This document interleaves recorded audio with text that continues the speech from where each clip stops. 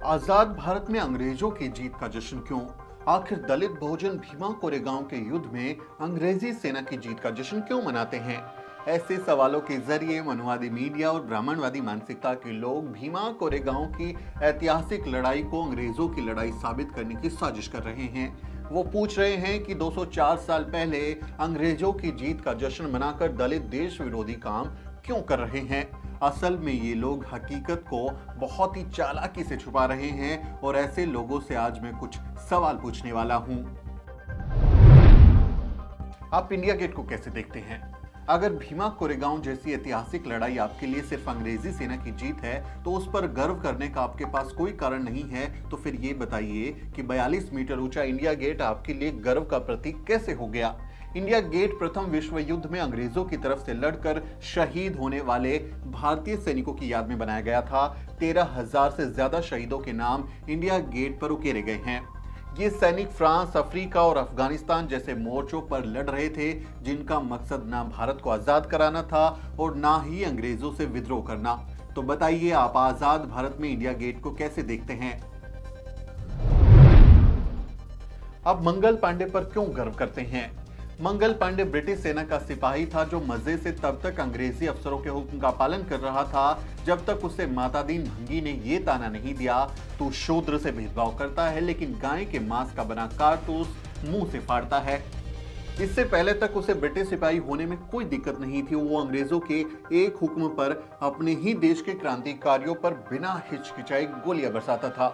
मंगल पांडे ने वैसे भी अपनी हिंदू धार्मिक भावनाओं के आधार पर ही विरोध किया था, ना कि भारत मां की आजादी के लिए। तो क्या आप मंगल पांडे पर गर्व करना छोड़ देंगे?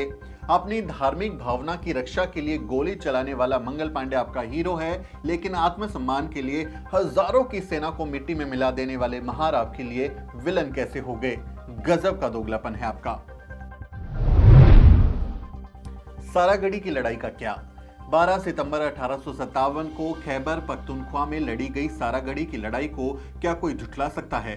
ब्रिटिश सेना के 21 सिख सैनिकों ने अफगान सेना के 10,000 सैनिकों के छक्के छुड़ा दिए थे। क्या उस वक्त इन 21 बहादुरों का मकसद भारत की आजादी था? शायद नहीं, क्योंकि वो सब तो ब्रिटिश सेना की नौकरी कर रहे थे। तो क्या आप इस लड़ाई को इतिहास के पन्नों में दफना सकते हैं? क्या आपके लिए इस अदम्य साहस और वीरता की लड़ाई में गर्व की कोई बात नहीं है? आप हाइफा युद्ध को कैसे देखते हैं? 23 सितंबर 1918 को विदेशी सरजमी पर लड़ी गई हाइफा की ऐतिहासिक लड़ाई में भी तो भारतीय सैनिक अंग्रेजों की तरफ से ही लड़ रहे थे।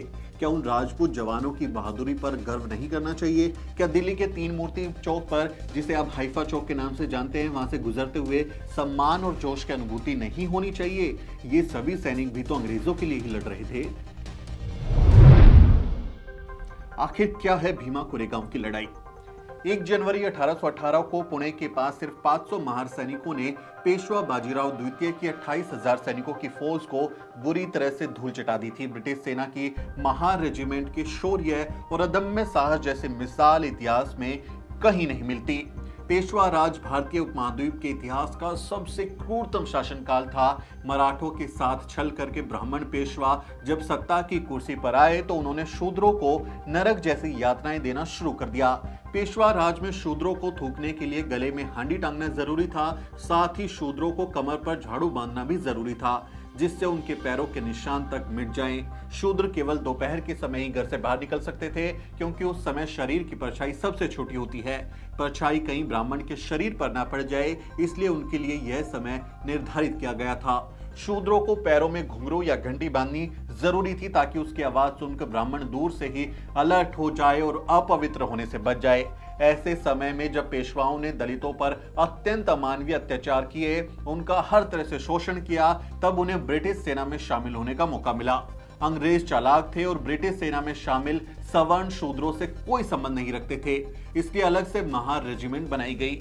महारों के दिल में पेशवा साम्राज्य के अत्याचार के खिलाफ जबरदस्त गुस्सा था, इसलिए जब 1 जनवरी 1818 को भीमा कोरेगांव में पेशवा सेना के साथ उनका सामना हुआ तो वो उन पर शेरों की तरह टूट पड़े।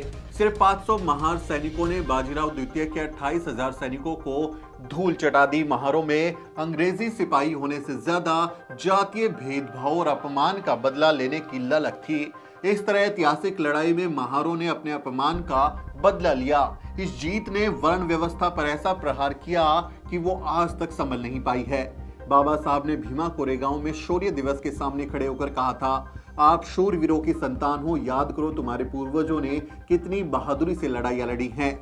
आज भी 1 जनवरी को लाखों लोग भीमा कोरेगांव पहुंचते हैं और शौर्य स्तंभ से प्रेरणा लेते हैं। उसे देखकर उनमें आत्मविश्वास आता है और इसी आत्मविश्वास से घबराकर मनवादी लोग और मीडिया दलितों के साहस के इस महापर्व को बदनाम करने की साजिश करते हैं। उम्मीद है आज का ये वीडियो आपको पसंद आया होगा। इस बारे में आपकी राय बनी होगी, आपका क्या सोचना है कमेंट में लिखें और हमारे चैनल को भी जरूर सब्सक्राइब करें। साथियों, मेरा नाम सुमित चौहान है और इस वीडियो स्टोरी में मेरी मदद कर रहे हैं मेरे सहयोगी मोहित और अजरा। अगले वीडियो में मिलते हैं साथियों।